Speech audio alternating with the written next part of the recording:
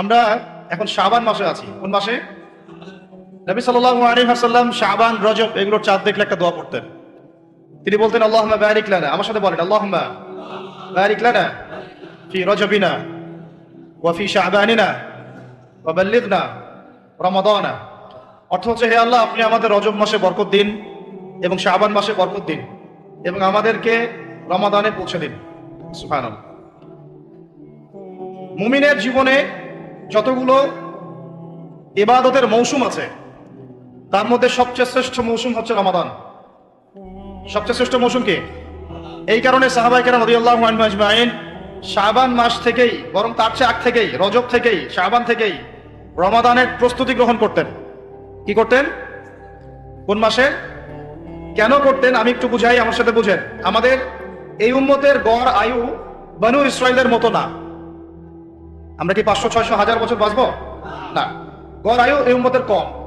এই কারণে আল্লাহ রাব্বুল আলামিন আমাদেরকে এই ইবাদত করার জন্য অল্প সময়ে অল্প ইবাদতে যেন আমরা বেশি বেশি নেকি পাই, ফজিলত অর্জন করতে পারি, এই কারণে আল্লাহ রাব্বুল আলামিন আমাদেরকে কিছু মৌসুম দিয়েছেন, ইবাদতের কি মৌসুম। আর আল্লাহ পাক আমাদেরকে পাঠিয়েছেনই পৃথিবীতে তার ইবাদত করার জন্য। যেমন আল্লাহ পাক কি বলেছেন সূরা যারিয়াতের 56 নম্বর আয়াতে আল্লাহ পাক বলেছেন যে ওয়ামা খালাকতুল জিন্না ওয়াল ইনসা ইল্লা লিয়াবুদুন, আমি জিন জাতি আর মানব জাতিকে শুধুমাত্র আমার ইবাদত করার জন্যই সৃষ্টি করেছি। তাই না? আমাদের দুনিয়াতে আসার অন্য কোনো কারণ আছে? না। এখন আল্লাহ পাকের ইবাদত কি সবাই সমান করতে পারবে? উত্তর হচ্ছে না। আল্লাহ পাক বলেছেন সূরা মুলকের মধ্যে গিয়ে বলছেন 2 নম্বর আয়াতে আল্লাযী খালাকাল মাউতা ওয়াল হায়াতা লিয়াবলুয়াকুম আইয়ুকুম আহসানু আমালা। আমরা সবাই এটা তো পড়ি। রাতের বেলা সূরা মুলক পড়েন, কে হাত তোলেন? মাশাআল্লাহ, হাত নামান।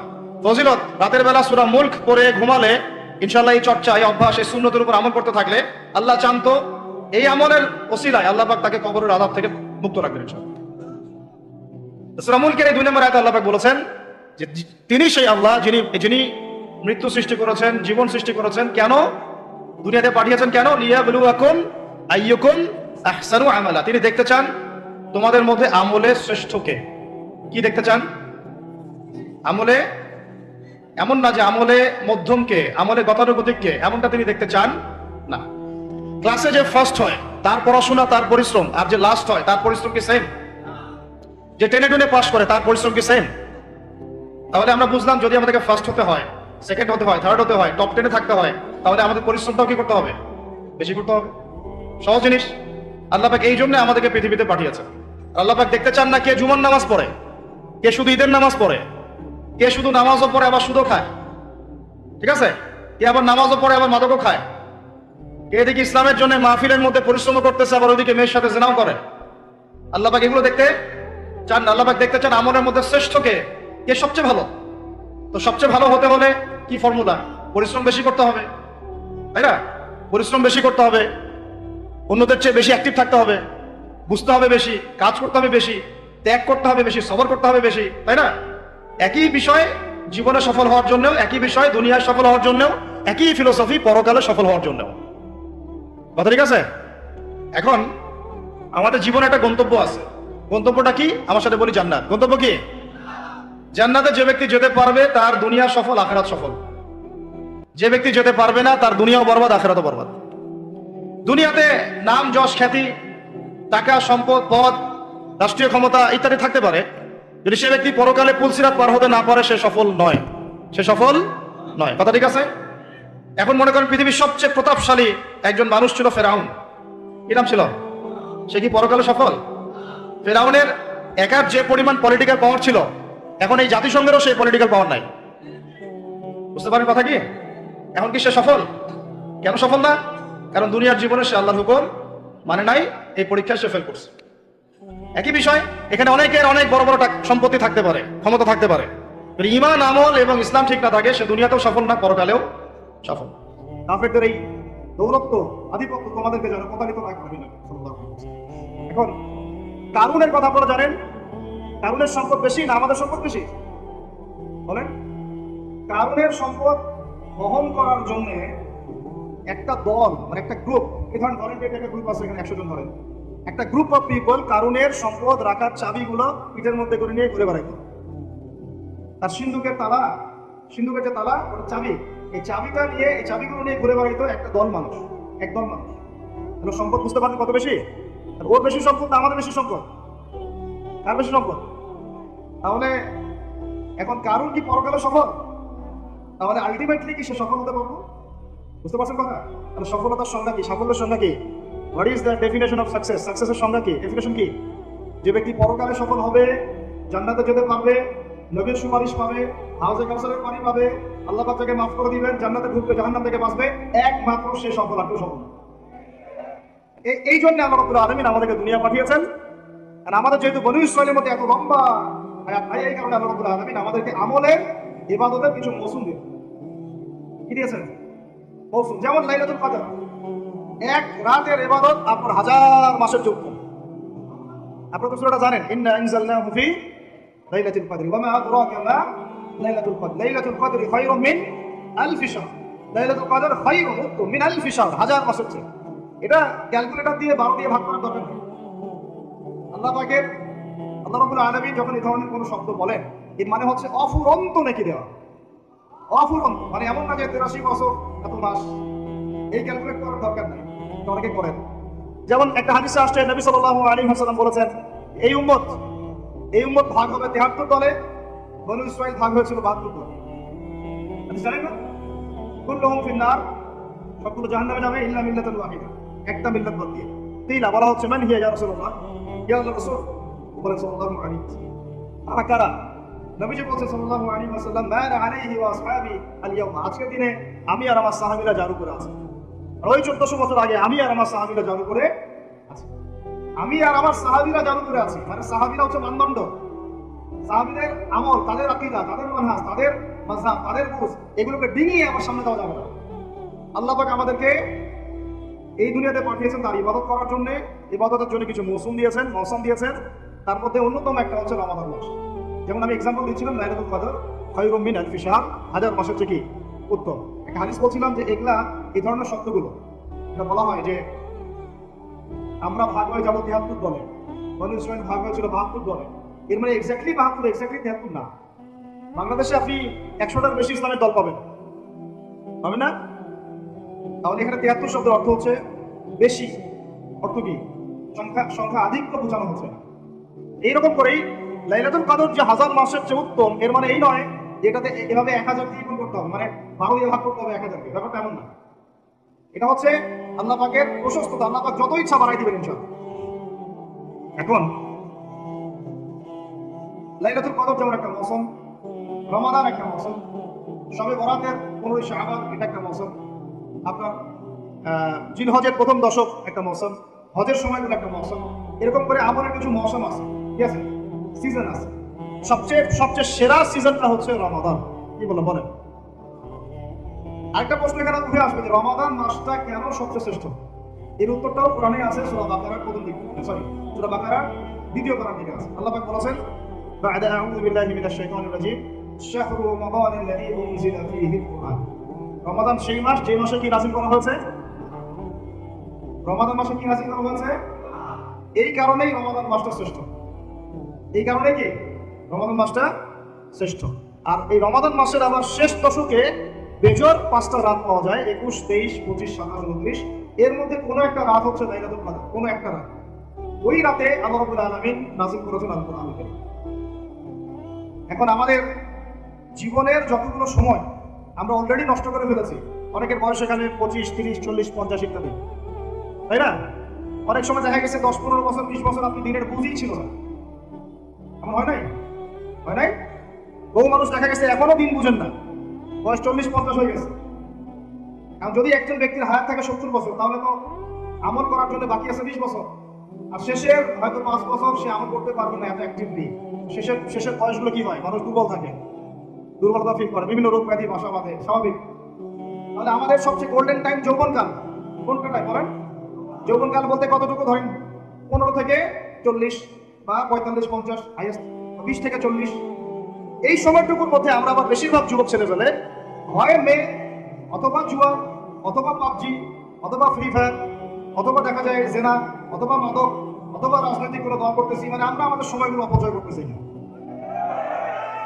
যুবকদের বেশিরভাগ আর যারা এগুলো থেকে বাইরে ভাবছেন না আমি ভালো ছাত্র পড়াশোনা করি ইত্যাদি ইত্যাদি, মাদ্রাসার কথা বলছি না, আমি আমাদের বাইরে কথা বলছি, তারা আবার দেখা যায় এমন একটা ট্র্যাকে পড়াশোনা করেন, ওই যে বলতেছি যে 15 বছর পড়েন, 15 বছর পরেও 15টা সূরার আপনি তাফসীর জানেন, 15টা হাদিস আপনাকে মাফ করবেন, আমি আঘাত করতে চাচ্ছি না, পেটে ঘুম মারলেও 15টা হাদিস বের হয়। এটা কি বাস্তব কথা না? কথা ঠিক না? তাহলে এখন 15 বছরে আপনি 15 কোটি টাকা মনে হয় খরচ করেছেন পড়াশোনার জন্য। যারা বেসরকারি বিশ্ববিদ্যালয়ে পড়ে তাদের তো কথাই নাই, লক্ষ লক্ষ টাকা ঢালতেছে, থাকা খাওয়া মানে চলাফেরা, মেসের লাইফ, ব্যাগ ভাড়া নেওয়া, প্রাইভেট কোচিং, কত কিনা করতেছে। কিন্তু আলটিমেটলি ওই যে বললাম সাফল্যের সংজ্ঞা কি? ফুলসিরাত পার হইতে হবে। ফুলসিরাত পার হওয়ার জন্য যে এলেম লাগবে, ওই এলেমের সাথে আপনার এলেমের কোনো সম্পর্কই নেই। এখন আবার আপনার এলেমের সম্পর্ক হয়ে গেছে শরীফার সাথে। তো এগুলো দিয়ে কিভাবে পার পাওয়া যাবে সেটা আপনারাই ভাবেন, আমি বেশি বলতে চাচ্ছি না। বেশি বললে তো বলবেন বলছি, তাই না? বেশি বললে তো বলবেন যে বেশি বেশি বলতেছেন। আল্লাহ পাক একটা জাতিকে, শুনেন, আল্লাহ পাক একটা জাতিকে ফেরেশতাদেরকে নামিয়ে দিয়ে মাটিটা এভাবে উপরে তুলে আসমানে উঠায়, পাথর নিক্ষেপ করে, বড় বড় পাথর নিক্ষেপ করে, রজম মানে থেতলা করে উল্টা দিকে এভাবে দাফন করে দিয়েছিলেন। এটা হচ্ছে সাদুম গোত্র, জর্ডানের ডেড সি মৃত সাগরের পাশে এরা থাকতো। এই কওমের অপরাধ ছিল, এরা ছিল ছেলে ছেলে জেনা করতো। কি করতে বলেন? ছেলে ছেলে জেনা করতো, ছেলে ছেলে প্রেম, ছেলে ছেলে মহব্বত, ছেলে ছেলে জেনা। এখন বলা হচ্ছে যে একটা ছেলে বাইরে থেকে ছেলে, মনটা নাকি মেয়ের মতো।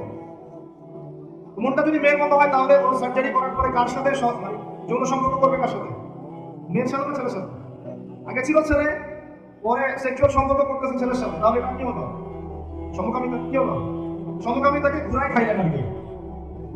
যেমন সুদ অনেক সময় মানুষ ঘুরায় খায়, ওই রকম সমকামিতাটাকে ঘুরায় খাওয়ার চেষ্টা করা হচ্ছে। পৃথিবীর ইতিহাসে এমন কোনো কম ছিল না এই কমের উত্তর আগে। সূরা আনকাবুত পড়ে, কোন সূরা? সূরা আনকাবুত আর সূরা হুদ। সূরা আনকাবুত দেখবেন বিস্তারিত লেখা আছে। এত জঘন্য কম ছিল, এত জঘন্য যে দুইজন ফেরেশতাকে আল্লাহ পাঠিয়েছেন লূত আলাইহিস সালামের বাসায়, ওই ফেরেশতাদেরকেও তারা চাচ্ছে। নাউজুবিল্লাহ। চিন্তা করা যায়? ওটা আরেকটা আলোচনা, তবে এর শাস্তিটা জেনে রাখেন। নবী সাল্লাল্লাহু আলাইহি ওয়াসাল্লাম বলেছেন যে তোমরা যদি সমকামীদেরকে পাও, এটা তাদের জন্য এই হাদিসটা প্রযোজ্য যাদের হাতে রাষ্ট্রীয় ক্ষমতা আছে এবং আইন প্রয়োগ করার ক্ষমতা আছে। এটা সবার উপরে এটা না, যাদের হাতে এই ক্ষমতা আছে ওদের জন্য নবীজি বলেছেন, আমাদের নবীজি মুহাম্মদ সাল্লাল্লাহু আলাইহি ওয়াসাল্লাম বলেছেন, তোমরা যদি ওদেরকে পাও তাহলে ফাকতুলুল ফাইলা ওয়াল মাফউলা বিহি, যে সমকামিতা করেছে আর যে এখানে রাজি ছিল, যার সাথে করা হয়েছে, দুটাকে হত্যা করবা। এই মৃত্যুদণ্ডের শাস্তি কে দিয়েছেন? আল্লাহ এবং তার রাসূল। আপনারা চাইলে মানেন, না হলে মানেন না, কিন্তু কালকে আমাদের মাঠে আপনাকে একদম কলার ধরে জিজ্ঞাসা করা হবে যে কেন তোমার খেলাফতে, মানে তোমার দায়িত্বে, খেলাফত মানে কি? দায়িত্ব। আমরা সবাই আল্লাহর খলিফা, আমরা কি সবাই আল্লাহর, মানে আল্লাহ পাকের প্রতিনিধি। তো তোমার খেলাফতে, তোমার রাজত্বে, তোমার মানে শাসন ব্যবস্থার মধ্যে এরকম হলো কিভাবে? তুমি আজকে উত্তর দাও সবার সামনে। মনে করেন না যে আল্লাহ পাক ধরবেন নাই, বেশি না, অপেক্ষা করতে থাকেন। কতদিন বাঁচবেন? 100 বছর? 100 বেশি তো আর কেউ বাঁচবে বলে মনে হয় না। আল্লাহ পাক এটা ধরার জন্য অপেক্ষা করছেন, যদি না আমরা ফিরে আসি, ফিরে এসে তওবা করলে আল্লাহ মাফ করে দিবেন ইনশাআল্লাহ। এরকম অনেক কথা আল্লাহ কোরআনে বলেছেন। সত্যি কথা বলতে আমরা এই কোরআনের প্রতি সত্যিকার অর্থে শ্রদ্ধাশীল না। মুখে মুখে বলি আমরা কোরআন ফলো করি, কোরআন ভালোবাসি, কোরআনের জন্য জান দিব ইত্যাদি ইত্যাদি। অনেক সময় দেখা যায় কোরআন আমরা তেলাওয়াতও করতে পারি না। যে কিতাব তেলাওয়াতি করা শিখলাম না, তার জন্য আপনি জীবন দিবেন? যে কিতাবের তেলাওয়াতি আপনি শিখতে পারলেন না এখনো, এখন সেই কিতাবের হুকুম বাস্তবায়ন করবেন, এই পর্যন্ত ঈমান তো যাওয়া অনেক দূরের কথা, তাই না? বিষয়টা এর প্রতি ভক্তি শ্রদ্ধা তো আসবে না, কারণ তিলাওয়াতি তো এখন শিখছেন না, অনুবাদ করছেন না, আয়াতের অর্থগুলো জানছেন না। এটা আল্লাহ পাক এই মানব জাতির জন্য পাঠিয়েছেন, পুরো মানব জাতির জন্য, শুধু মুসলিমদের জন্য না। এখানে আল্লাহ বলেছেন চুরি করলে চোরের হাত কেটে দাও। কি করো? কে শুনবে এই কথা? এখন কে মানবে এই কথা? আল্লাহ পাক বলেছেন যদি জেনা করে, সমকামিতা তো বহু দূরের কথা, এমনি জেনা করলে জনসমক্ষে 100 বেত্রাঘাত করবা। সূরা নূর, কোন সূরা? সূরা নূর আয়াত নাম্বার 2-3, বাসায় গিয়ে চেক করে দেখেন। আর চোরের হাত কাটা সূরা মাইদা, কোন সূরা? সূরা মাইদা। আমি নিজে নিজে কোনো কথা বলতেছি না, এই কিতাবেই আছে। আল্লাহ পাক বলেছেন যদি ডাকাতি করে, ডাকাতি, ডান দিকের হাত বাম দিকের পা কেটে ফেলবা। ডান দিকের হাত বাম দিকের পা কেটে ফেল। এটা কে কাটবে? কারা কাটবে? সাধারণ মানুষ? আপনি কি পারবেন? যার কাছে অথরিটি আছে তার উপর দায়িত্ব এটা। আমাদের উপর এটা দায়িত্ব না। আমাদের দায়িত্ব কি? আমাদের দায়িত্ব হচ্ছে জানানো, প্রচার করা, কারণ আমার কাছে ইলমটা আছে। এরপরে যদি সে না করে, তার ফল সে ভোগ করবে, তার হিসাব সে দিবে। আমাদের কাছে এই পর্যন্ত শেষ, কুল্লু খালাস। আর এরপরে যদি আল্লাহ পাক আপনাকে নিয়ে যান উপরে, তখন আপনি সেটা করবেন ইনশাআল্লাহ। ঠিক আছে? এখানে আছে, এর ব্যাখ্যা তো হাদিসও আছে। মাদক দ্রব্য সেবন করে, কি সেবন করে? 40টা বেত্রাঘাত। কয়টা? কে মানে কোরআনের কথা? এখানে আছে যে ব্যক্তি সুদ খায়, কি খায়? আরো আসতে বলে, যে ব্যক্তি সুদ খায় সে যেন আল্লাহর সাথে যুদ্ধ করে, নবীর সাথে যুদ্ধ করে। হাসতে হাসতে বলতেছি না আমি কথাটা, কোরআনেই আছে। কে মানে কথা? কে মানে? নবীজি বলছেন সুদ যে ব্যক্তি ছাড়ে না সে যেন তার মায়ের সাথে জেনা করে। এগুলো এখন কে কাকে ওয়াজ করবেন? এগুলা কে শুনবে এই কথা? সুদী এনজিওর 6 লাখ দেশ ভরে, তারপরে এমন কোন গ্রাম নাই, এমন কোন শহর নাই, এমন কোন ব্যাংকিং সিস্টেম নাই যেখানে সুদ নাই। নবীজি বলছেন আমি সুদের সাথে সম্পৃক্ত 4 শ্রেণীর মানুষ অভিশাপ দিয়ে গেলাম। বলেন নাউজুবিল্লাহ। আমাকে বুঝান তো, নবীর অভিশাপ নিয়ে কেউ জান্নাতে যাবে? হ্যাঁ? নবী কাউকে সাল্লাল্লাহু আলাইহি ওয়াসাল্লাম যদি কাউকে অভিশাপ দেন, ও জান্নাতে যেতে পারবে? এত সহজ? নবীজি বলছেন যে সুদ খায় আমি তাকে অভিশাপ দিলাম, যে সুদ দেয় আমি তাকে অভিশাপ দিচ্ছি। যে সুদ খায়ও না দেয়ও না কিন্তু সাক্ষী থাকে, কি থাকে? আমি তাকে অভিশাপ দিচ্ছি। আর যে ব্যক্তি সাক্ষীও থাকে না কিন্তু লিখে রাখে, আমি তাকেও। বলেন তো এর মধ্যে পড়লো কিনা? পুরো সিস্টেমটা পড়ে নাই? আরো আছে যে মেয়েরা কি শুনতে পারতেছে? যেসব মেয়েরা পুরুষের পোশাক পরে, যেসব মেয়েরা পুরুষের পোশাক পরে, ট্রান্সজেন্ডার তো বহু দূরের কথা। ট্রান্সজেন্ডার মানে তো লিঙ্গ পরিবর্তন করতেছে, তাই না? ওর মনটা নাকি মেয়ে মেয়ে করে, মনটা নাকি ছেলে ছেলে করে। তো যাদের মনটা মেয়ে মেয়ে করে ওরা না হয় পুরুষাঙ্গ কাটে ফেলাই দিল, আর যাদের মনটা ছেলে ছেলে করে ওরা কি করবে? আর চিন্তা করেন জাহেলিয়াতের কোন জায়গাটাতে আসছে, চিন্তা করছেন? আমি এমনি এমনি বলি না, এটা আবু জাহেলের যুগ। কার যুগ? শোনেন, আবু জাহেলের যুগে এরকম জেনা বেশি ছিল, পর্নোগ্রাফি তখন ছিল না, ব্যভিচার বেশি ছিল, জুয়া বেশি ছিল, মাদক বেশি ছিল, গোত্রীয় হানাহানি মারামারি ছিল, শিরক ছিল, সুদ ছিল। এই যুগের নাম হলো আইয়ামে জাহেলিয়া। ওই যুগটা হচ্ছে আবু জাহেলের যুগ। এখন এগুলোর কোনটা নাই? এখন আমাদের সমাজের কথা বাদ দেন, পুরো বিশ্বের দিকে তাকান, পুরো বিশ্বের দিক বড় করে চিন্তা করেন। বিশ্বের মধ্যে এগুলোতে ভর্তি না এখন? এটা হচ্ছে এগিয়ে যাওয়া বিশ্ব বলে। আগাচ্ছে এরা কিয়ামতের দিকে। কোন দিকে? ধ্বংসের দিকে, কিয়ামতের দিকে। যদি না ফিরে আসে। আল্লাহ পাক বলেছেন ফাযাক্কির, তুমি উপদেশ দাও, ইন নাফআতি যিকরা, যদি উপদেশ কাজে আসে, সায়াযাক্কারু মান ইয়াখশা, যে আল্লাহকে ভয় করে দ্রুত ফিরে আসবে ইনশাআল্লাহ। আল্লাহকে যারা ভয় করি আমরা ফিরে আসবো না ইনশাআল্লাহ। আল্লাহ পাক বলছে ফাযাক্কির, উপদেশ দাও, তুমি উপদেশ দাও। ফাযাক্কির ইন নাফআতি যিকরা সায়াযাক্কারু মান ইয়াখশা। অন্য সূরা আছে ফাযাক্কির ইন্নামা আনতা মুযাক্কির, ফাযাক্কির ইন্নামা আনতা মুযাক্কির, তুমি শুধু উপদেশ দাতা। লাস্তা আলাইহিম বিমুসাইতির, তুমি কারোর প্রতি দারোগা নও। আমরা কারোর প্রতি কি নই? দারোগা নই। আমাদের কাজ কি? বাল্লিগু আন্নী ওয়ালাউ, প্রচার করো একটা এত জোরে যান, বাস। এরপর যদি না মানেন আপনার প্রস্তুতি আপনি গ্রহণ করেন। এখন বলতে চাচ্ছিলাম, দেখেন সব ট্রান্সজেন্ডার বহু দূরের কথা।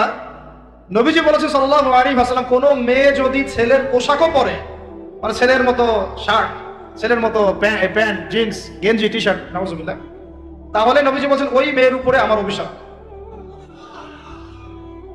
এগুলো নিয়ে বললে তো অনেক কথা।